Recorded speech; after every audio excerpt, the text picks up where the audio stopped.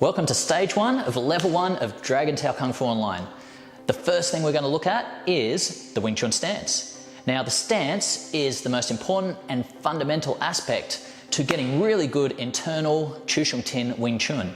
It is very important and it is very unique to Wing Chun, but it's what we use to generate all our force and all our power. So we're going to look at how to do this stance before we go into the practical applications of it.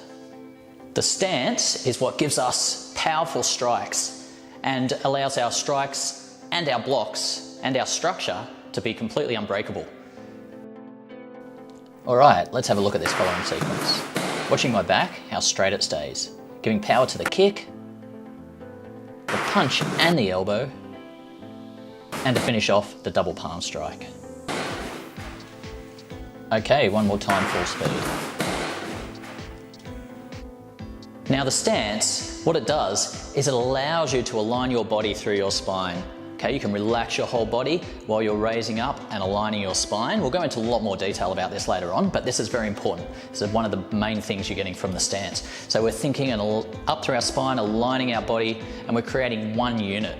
Once we've got this one unit connection and we've got proper alignment, then we can find our center. Okay, more on that later. It's quite difficult to do, to find your center, and it takes time and practice, but you will get there and we'll take you through it. So finding your center, once you've found your center of mass, you can use that to create the power that we want to generate when we do all of our strikes, blocks, and everything else within our Wing Chun. All right, but while you're doing your stance, there's a lot of things going on. We're not going to go into all of them straight away. I'm going to slowly take you through them.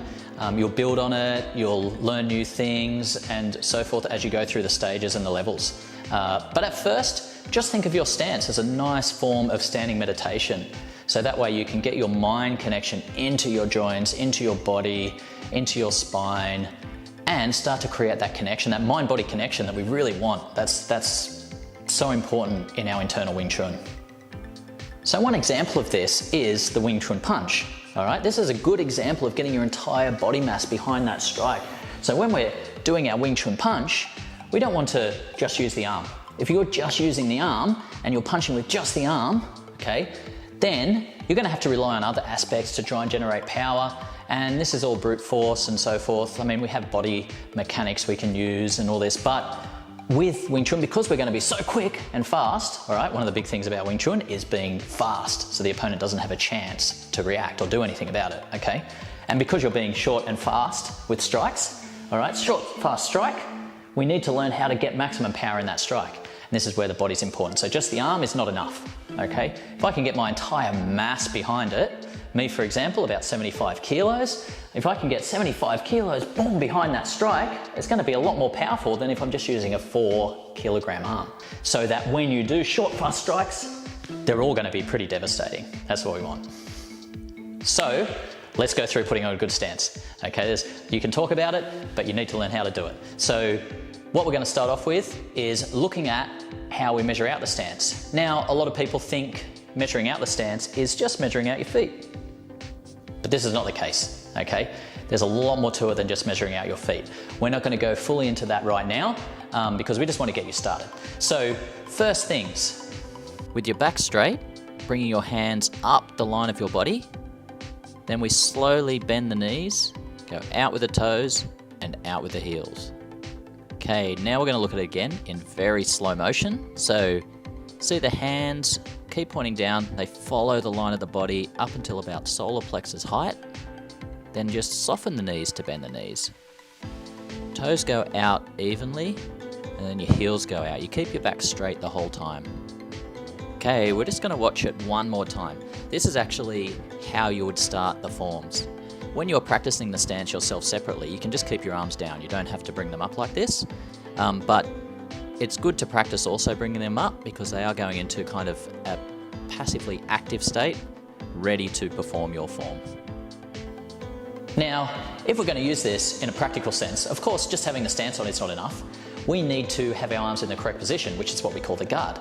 Now, to do the guard, we need to measure it out, all right? This is just to learn it originally. Once you know it, you can put the guard straight on. But with the guard, we have our arms at 3/4 angle. We'll go into more detail about what the importance of this 3/4 angle is, also known as ultimate angle, but we have a 3/4 angle Okay, both arms about fingertips together, and then bringing one hand back halfway.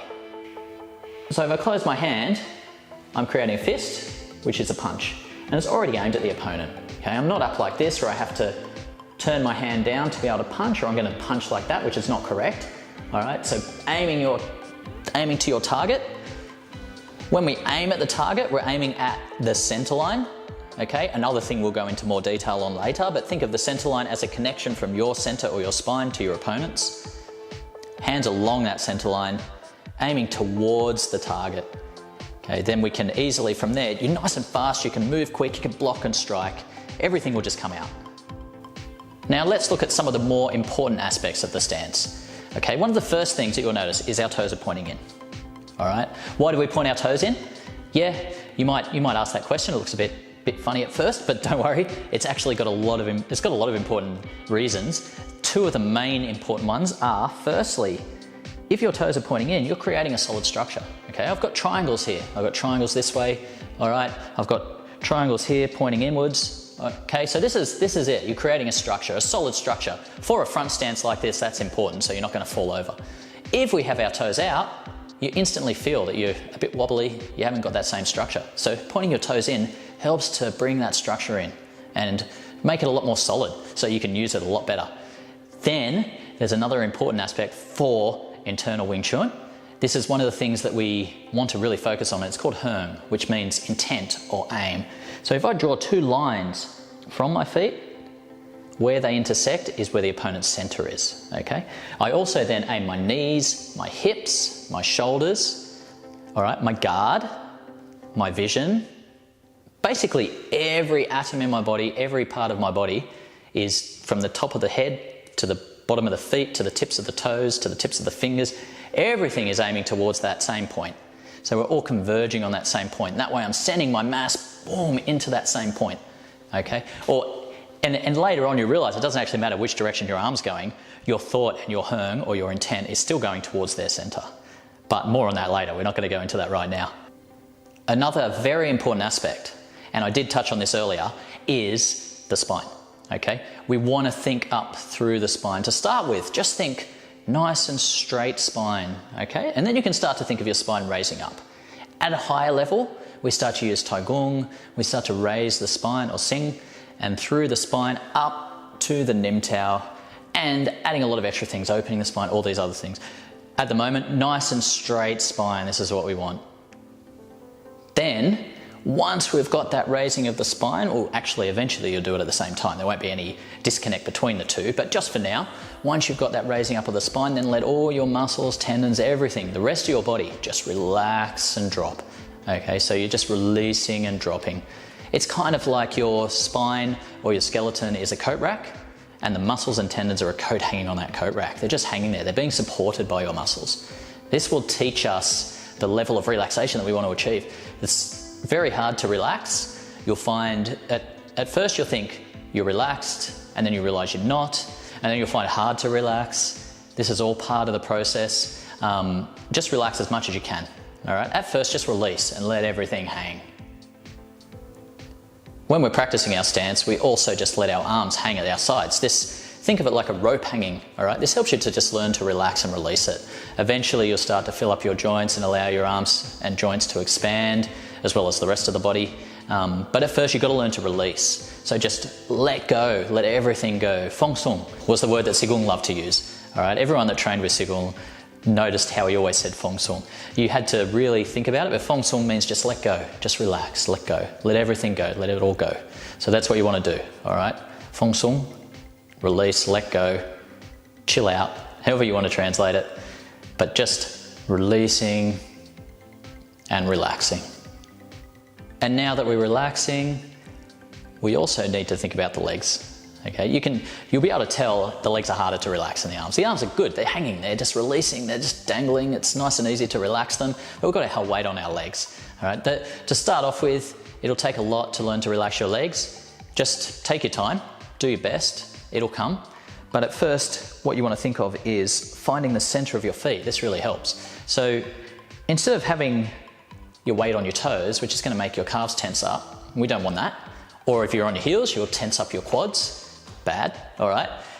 So instead, just find the center. Okay? What you're really doing is you're allowing the weight to evenly distribute through the whole foot, but this means the center of the foot is where your weight's above. So finding the center of your feet, and then that'll allow you to start to work on, while you're doing your standing meditation, releasing the legs, releasing the quads, releasing the calves, softening the knees, letting the ankles go relaxed, the feet to relax into the floor, and everything else. So standing meditation, up through the spine, relaxing the body, trying to release your legs, relax your legs. The more you do it, the better results you'll get. We don't have so much time to do it every day, but if you just think of, I'm going to start off 5 minutes a day. 5 minutes, everyone can spare 5 minutes. And then build it. So after a week, do 6 minutes. Okay, you might jump it up to 8 minutes. All right, add a few minutes here and there. I would recommend trying to get up to 15 minutes of standing if you can, even if it's not every day. 5 minutes for a few days, 15 minutes one day if you can. Eventually you'll find you want to do it for half an hour or so, or longer. Good, do it if you can, if you've got the time. But learning to relax and release and get that spine aligned is very important. And those are the first things you want to think about when you practice your stance. So they're the fundamentals of the stance, okay? Remember I said at the start, the stance is the most important and fundamental aspect of Wing Chun. So practice it, learn it, use it, okay? That's why we do it first, before we start doing punches or kicks. Of course, we're going to do those pretty soon. You're not going to have to stand forever, but yeah, we're going to go straight into those in a moment, in the next stages. But for now, do this stance, practice it, make it a big part of your training. We're going to go through a practical exercise of putting the stance on next. All right, but for now, think about what we've just gone through, what we've talked about. Try to put those into your stance training, okay? And try to do your stance training every day, at least 5 minutes if you can.